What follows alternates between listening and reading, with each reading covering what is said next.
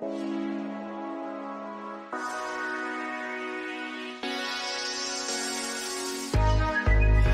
time I tried too hard, babe. I tried to make your heart break.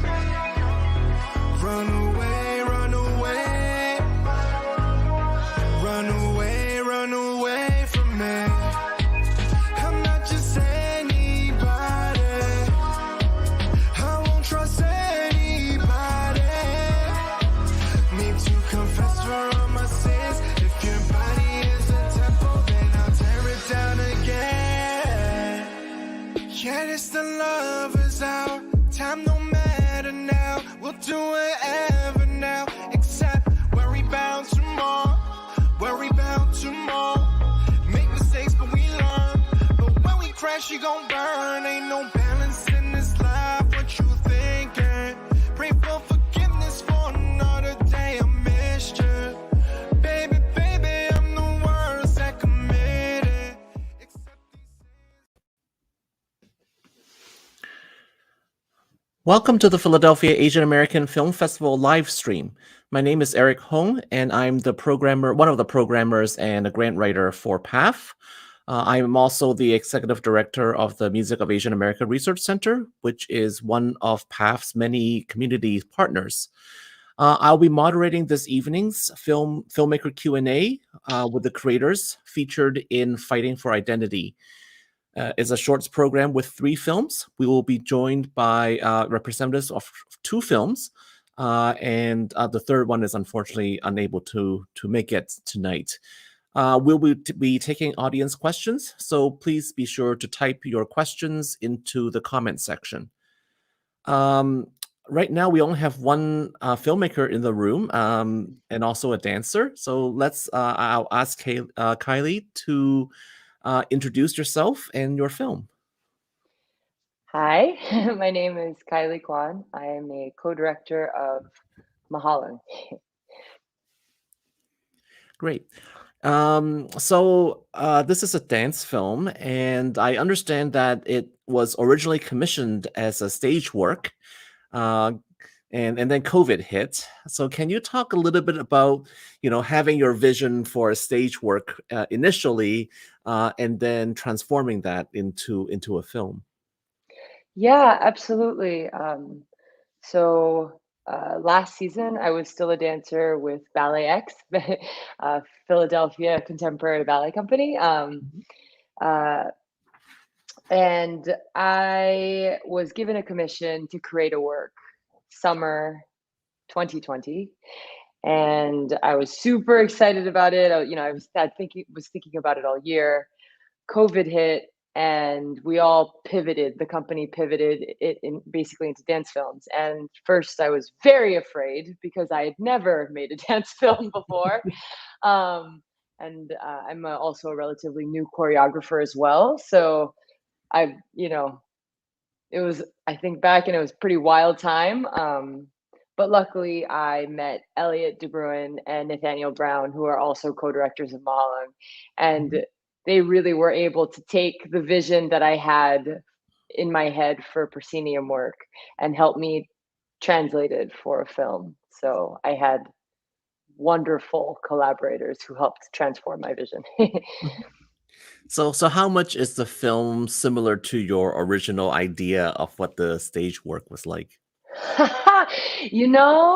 The stage work, the part that made it very different is the fact all of it was choreographed on Zoom from my living room into each of the dancers' living spaces.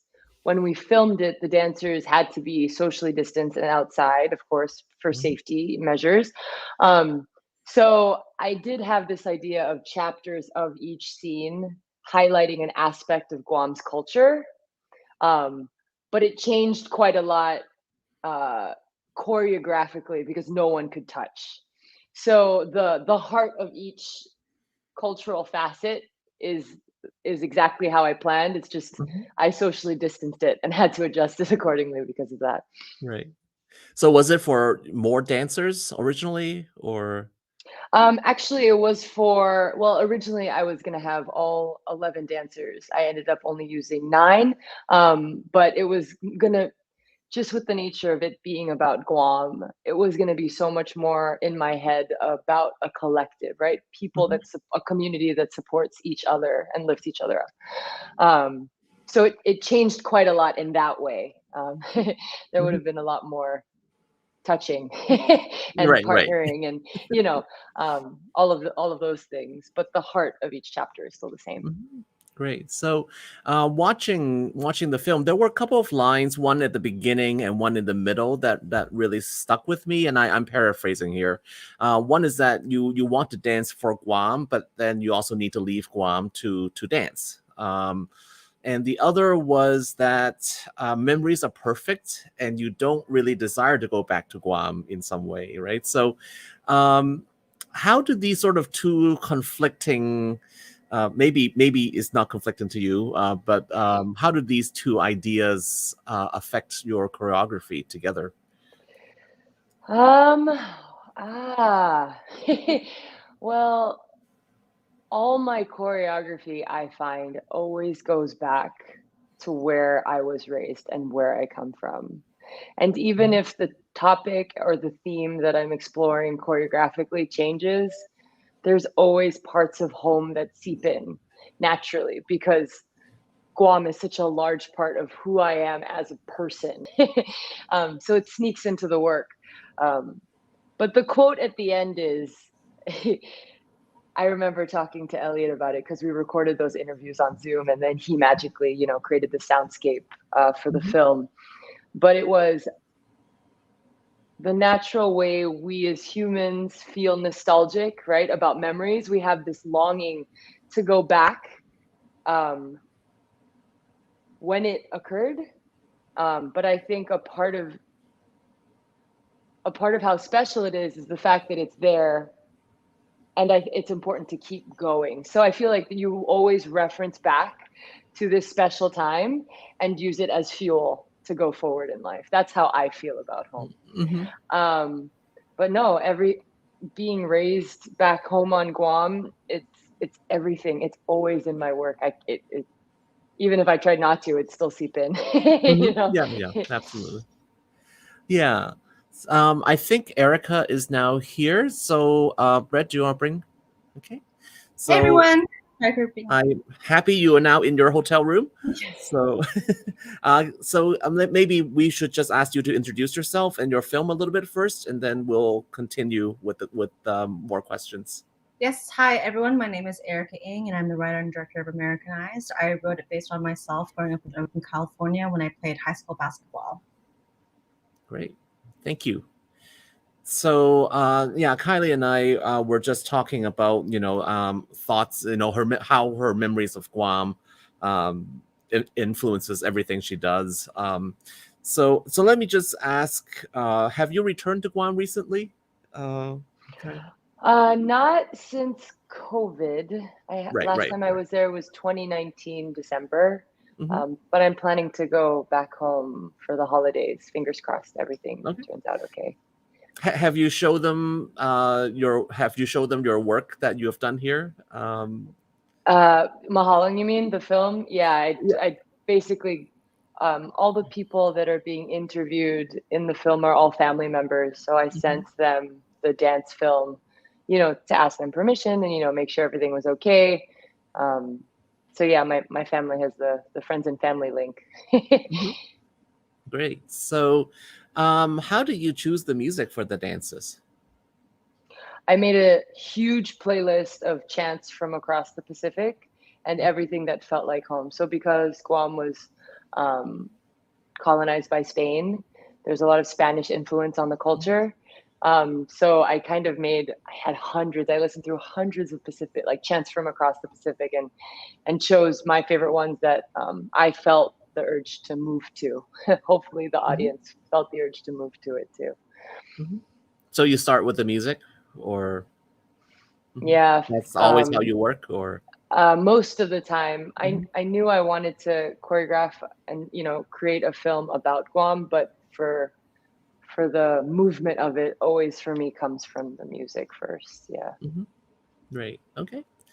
Great. So let's bring Americanized in here, and so the similarity here is somehow about memories, and for Caili, the memories were very good ones, and for you, they weren't so good.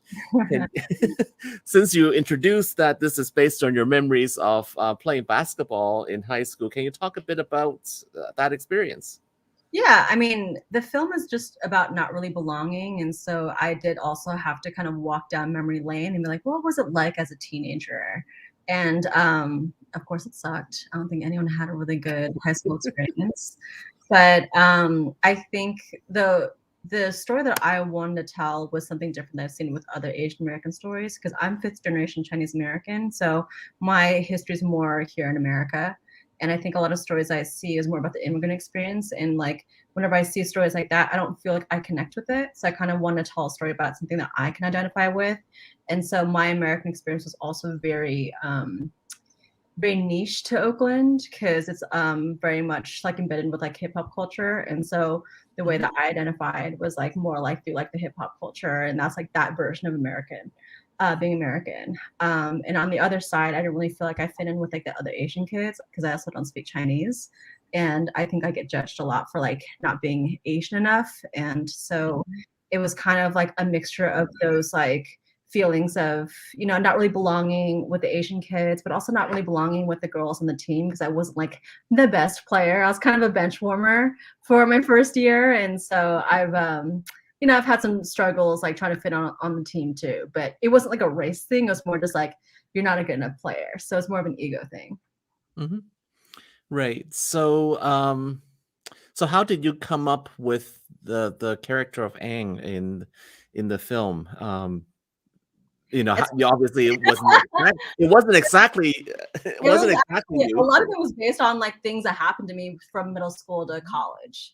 So it's like taking a lot of these like things that I've seen or what people say to me, and then put it in like one day in the life of a girl in high school as a sophomore. So yeah, I mean, the character is really much based on off of like myself.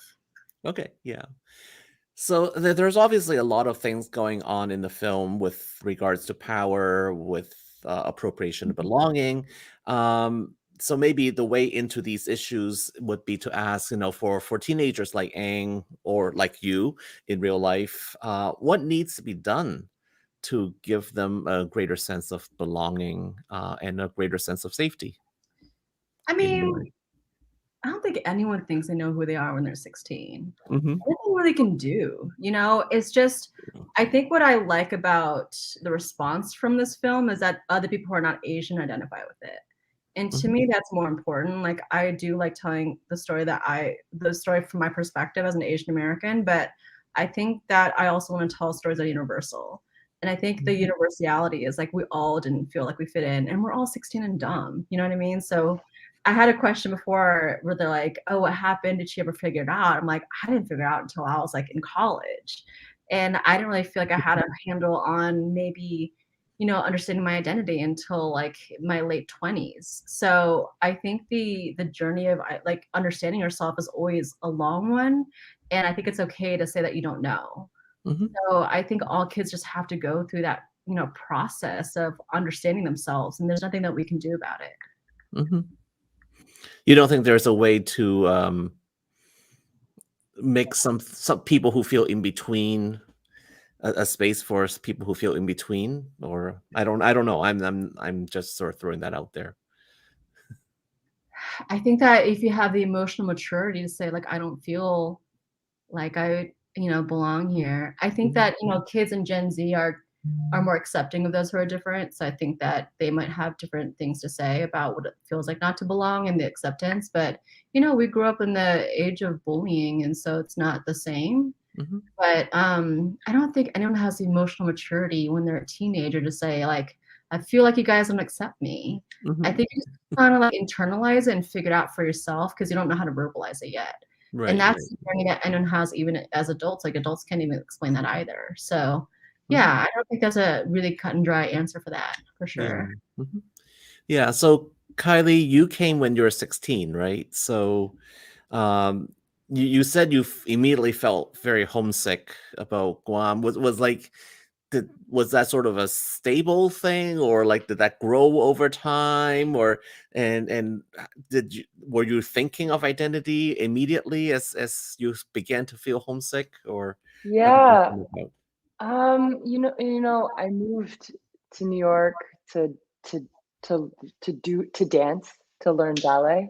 I think I was so focused on learning ballet that it was like that, and then feeling homesick. I had a very strong goal. um, but the homesickness part was so strong. I remember for the first 6 months, like I just felt this pull to be back home on Guam. Um, and now I think, just like with anything, just like with any, it just comes in waves. And Mhm. sometimes, it could be like the smell of chamorro cooking, where all of a sudden I'm like, oof, I want the humid air on my skin and being Yeah. at the beach with the windows rolled down. Um, but yeah, no, the homesickness, I remember it being pretty intense when I was 16. But luckily, I moved to New York and I lived with my sister. So she Mhm. was my home, like my satellite home. And I couldn't have done it without her. I could not have done it I would have been back home in like 3 months. Mhm. So Yeah. I felt very lucky for that, for her. So did you have any ballet background in Guam?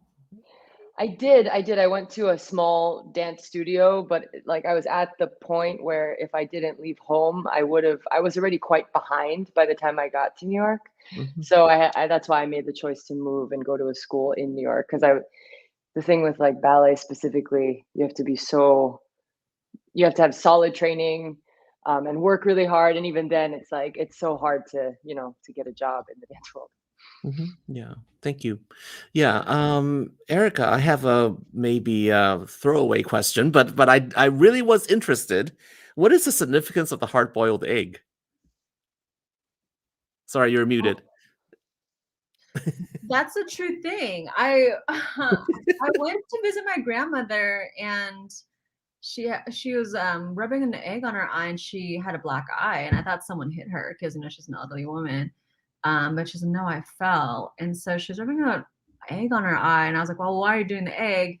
And she said that the toxins from your eye go into the egg, and then you can eat it afterwards. And so I thought like that was a really great representation of like Chinese superstition, because Chinese people are so Mhm, superstitious.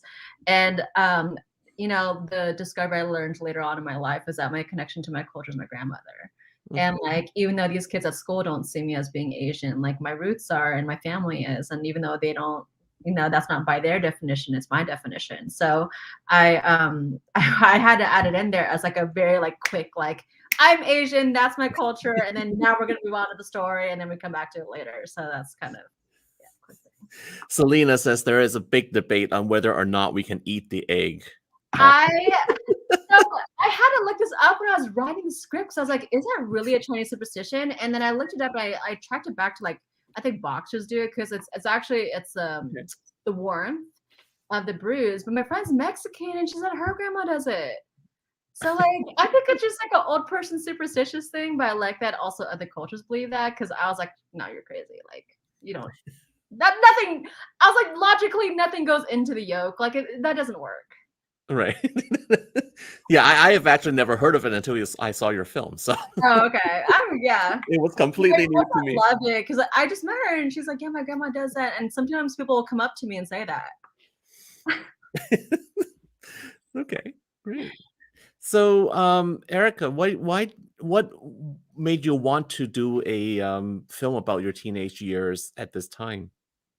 Yeah, I mean, again, I felt like a lot of stories don't really represent my experience. I think that they really kind of show the first generation experience and feeling like they're foreigners in their school. And I felt like I didn't feel like a foreigner at my school or like within my friend group. I think that I felt more like embedded within like I don't know open culture, American culture, and not that to say that I didn't feel Chinese. I always felt Chinese. I think other people didn't think I was Chinese, so I was like, well, am I? Like, who am I now? Mhm. It's other people questioning me, and so I felt like it was important to tell my version of like the American experience Mhm. because I don't see that represented Okay, with my family. great. Yeah. So, Kylie, do you? I mean, I don't know exactly how long you've been here, but you've been here for a while. Do you feel American now? Um, oh, I that's a good, interesting question. I don't know. I think I do. I think, you know, Hmm. Guam's a US territory, so technically Right. Hmm. I was American there. But I think I'm this hybrid kind of some of the in between, in between people that Erica felt, Hmm. I'm kind of it's both. It's Hmm. ab- all of the above, Yeah. Okay. Um, Selena, are there any questions from the audience? I just want to make sure I'm not skipping anything.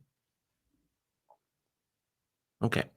Um, yeah. So, Kylie, you were talking about you just look for beautiful places in Philly during COVID to try to film.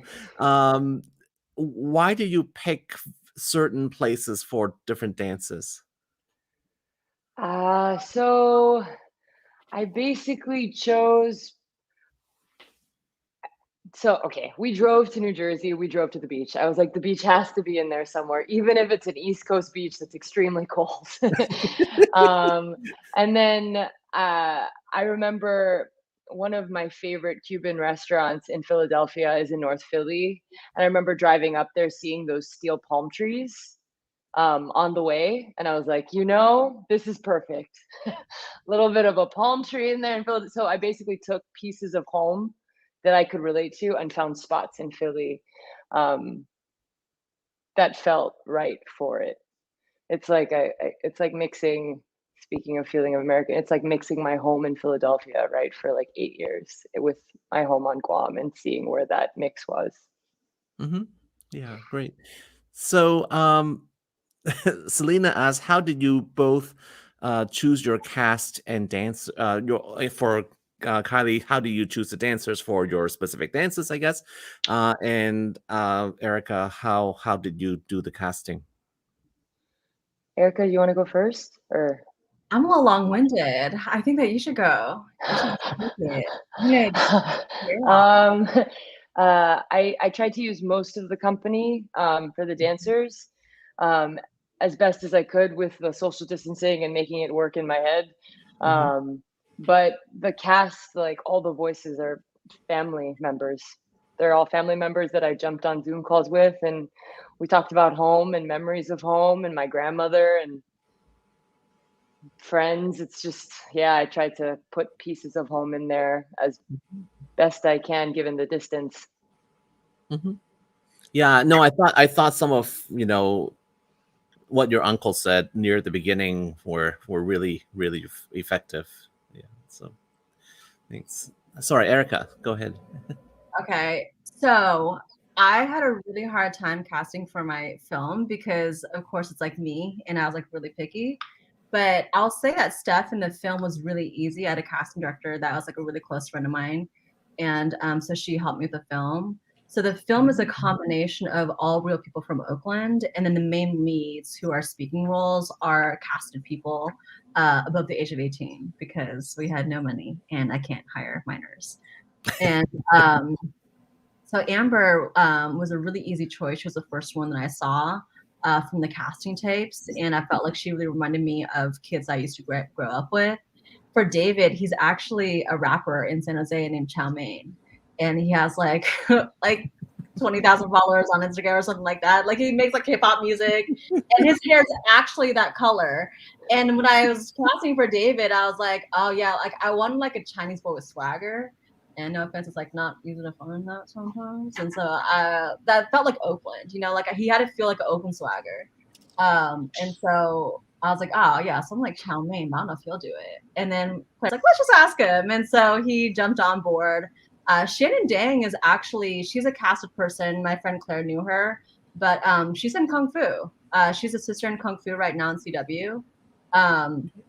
And it was a little bit hard to find the mean girl because actually Terry, who plays a lead, auditioned for Denise, the mean girl. And I felt that Terry's audition was so good that was like, I want her in this film, but I don't really know where they belong. And so we're like, well, let's just ask if they want to audition for the lead. And so they auditioned for the lead, and they did a really good job. But they knew nothing about basketball. They've never played in their life. And it was a very uphill battle. They're the complete opposite of me. They're from the East Coast. They know nothing about Oakland. They don't even listen to hip hop. I was like, good Lord. I think of it at the end of the day, like what mattered was that they understood like the feeling, and they had so much nuance to their performance. Because if you look at it, actually, Eng doesn't have many lines. Also, because this is my first time writing, so I actually didn't know how to write dialogue that much. But I felt like too, as a first perspective, like looking at people, I'm always observing. So I never felt like she would say something is more like other people and reacting to it. So it was more like, how can you convey so much emotion with saying nothing? So I felt like Terry did a really good job. And so when we hired her, we're like, okay, now we have to train how to play basketball. So we trained for 2 weeks, how to dribble the dang ball, how to shoot it. It was, good Lord, how to like, because you get shooting like this and then got to straighten out your elbow a little bit more. And, I was like, look, at the end of the day, like, well, we can always cut around it, but it has to be convincing and have to be athletic. And they don't play sports at all. So I think that's amazing. Like, I mean, I never thought that the person has never played basketball. Never played sports. Never played organized sports. They play piano and they speak fluent Mandarin, like the complete opposite of me. And so I was like really getting on her case, like, you got to get this right. Like, everyone's gonna be watching, and it's also really hard to describe what it's like to be Asian in Oakland. Like, you have to get the culture right. Like, it's really about the culture, because the culture explains why you're like that. So gave her a playlist to listen to of songs from the Bay. Did a lot of research, but she was like super with it. Like, it was just really dove head deep into it. And then all the other people on the basketball team on the other team, they were all Oakland High School students. So I looked up and down, because Skyline didn't have a basketball team, so I couldn't even use their girls. That was where I went to high school. I had to go ask the theater kids and the dance team and the volleyball team, the tennis team, what athlete do you have? Because when I was in high school, I actually used to dance. So I knew how to choreograph, and I knew it's just like blocking. So I can talk to them like a performer, but I also play ball, so I can talk to the athletes like athletes. So it was a hodgepodge of like people who played tennis, and then some of them were in theater who knew nothing about dribbling a ball. And it's like they're doing suicides up and down the court. I'm like, just run, man, just run to the front, run back, and run again. And so it was just like a lot of blocking. And so there were kids, and the other basketball team were kids, and they were super with it too. The coach is like really renowned in California for like a high school basketball coach. And so I was really lucky that he brought us girls, because I was worried about filling out the other part of the team. So I had to go to Oakland and like really scour and talk to all of the students and all of the teachers and coaches to see who can do it. So if you ever were to make your first short film, don't do kids and don't do sports. So if the two teams actually played each other, it would be like 80-0. Oh my God, yeah.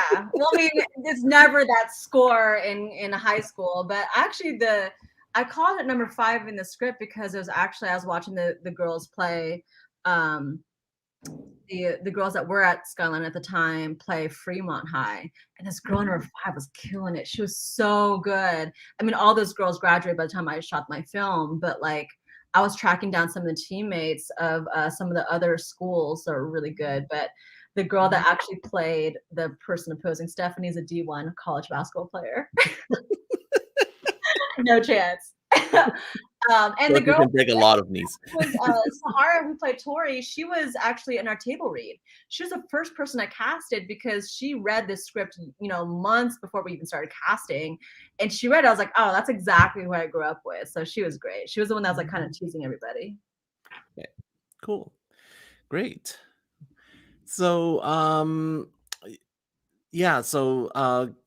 Caili, you said you moved to New York recently. Can you tell us a bit about why you moved and what you're doing now? Yeah, I recently moved to New York from Philly. I am now a freelance choreographer and dance teacher based in the city.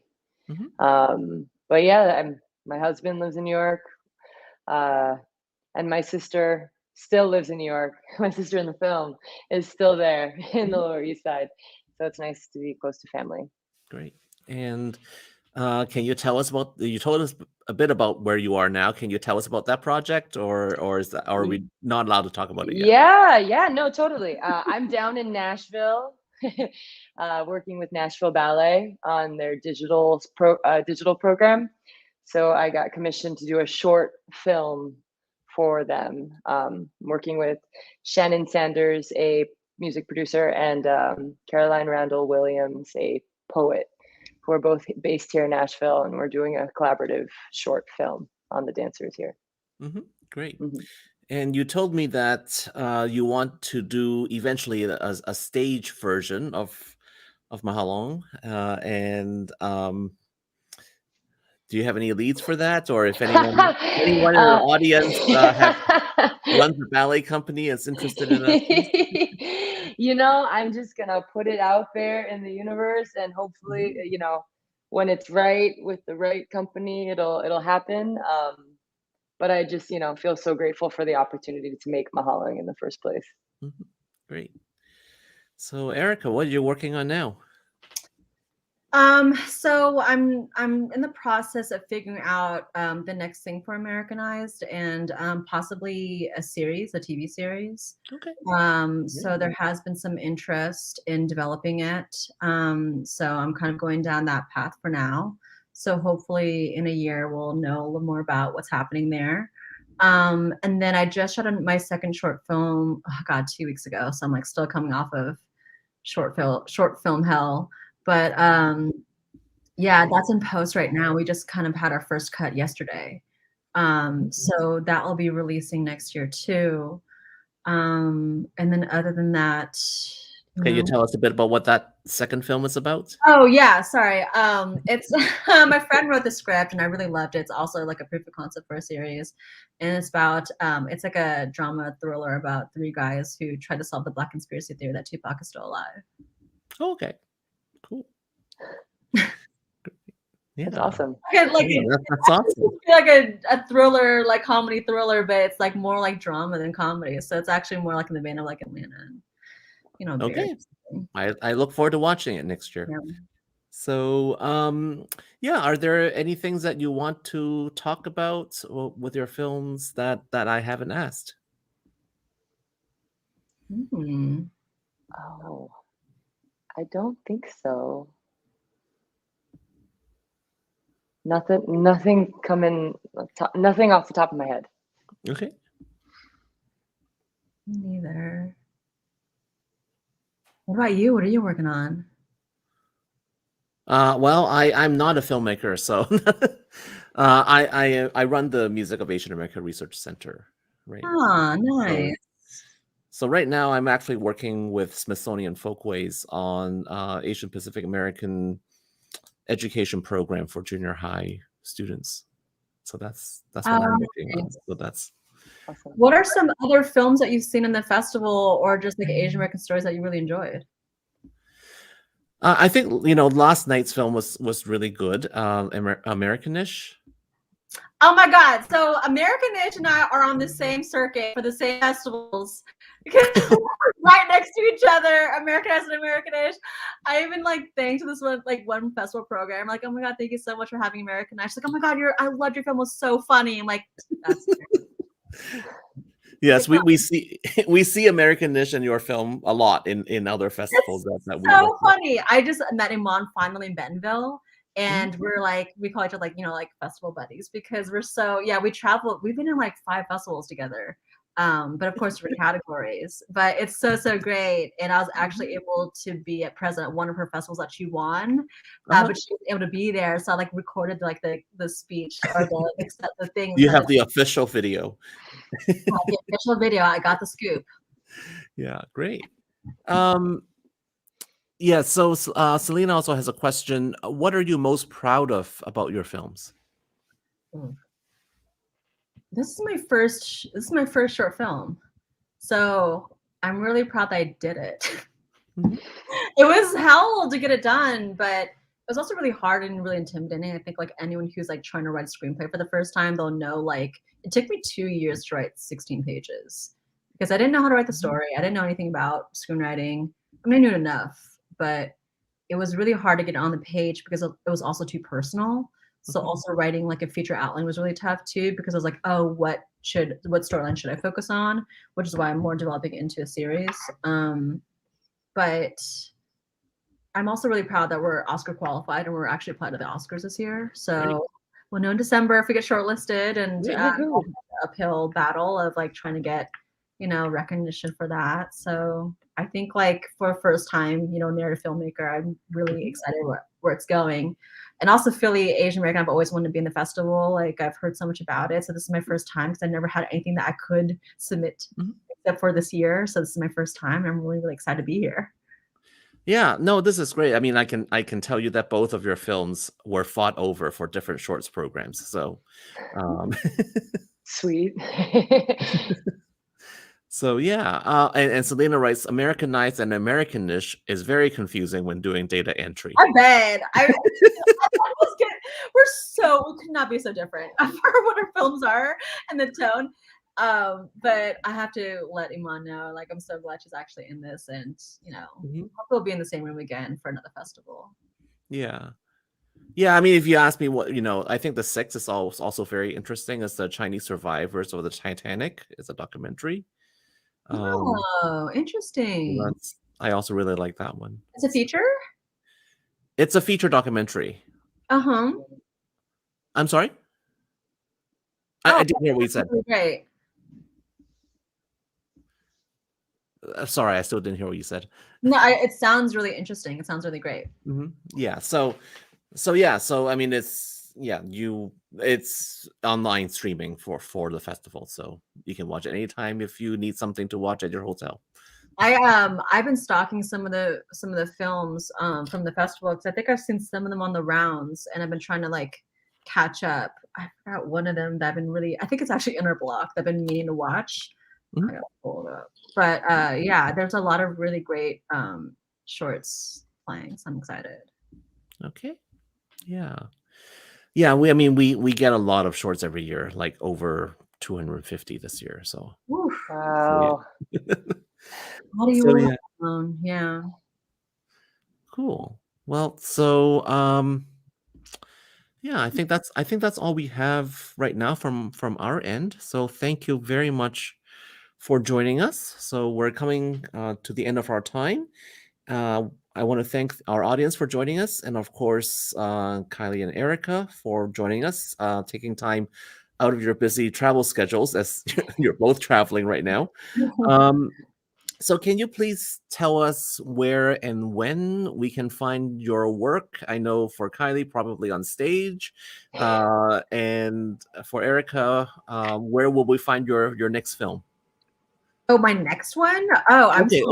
I mean, this one we can see at this festival, but yeah, is there going to be? Will there be a release later as well? Do you know? Right? Will there be a wider release later for? No, watch at Philly, and then we gotta get more hits in Philly, Asian American. That's the only place it's showing now. We have a couple other festivals later on that are equally as exciting, but yeah, I'm excited that we're at Philly, and they're playing this week, and then I think for just a release later on, we'll probably be doing an online release, and hopefully a series. So we'll see.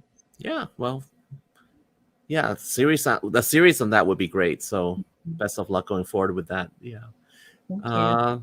Caili, where can we find you on stage, and when is your Nashville film coming out? Oh, it's a good question. We're filming it next week. I have a feeling it won't come out until the spring. But I announce pretty much everything on Instagram since I'm still working on my website. So you can follow me at handle just my first name, CAILI.QUAN. Yeah. Oh, I should have done. Oh, that's what you mean. I have a website. Is that what you mean? Or just I should have look here. We're watching it here. No. My website's my first and last name, ericaeng.com. Okay, And my great. handle's Miss Erica Eng, MISS Erica Eng. Yeah. Okay, No, great. yeah. Watch Americanize at Philly Asian American. Great. So, yeah, thank you so much for attending this virtual Q&A. The Philadelphia Asian American Film Festival is hybrid this year. We have more than 100 films available streaming online and 6 in-person events held at Asian Arts Initiative. A lot of these in-person events are partnerships with the Philadelphia Asian Performing Artists, which will be live theater and music. You can find out more about this year's festival program and purchase tickets at paaff.org, PAAFF.org. I'm Eric Hong, and good night. Thank you Thanks so for much. having us. Thank you. Yeah.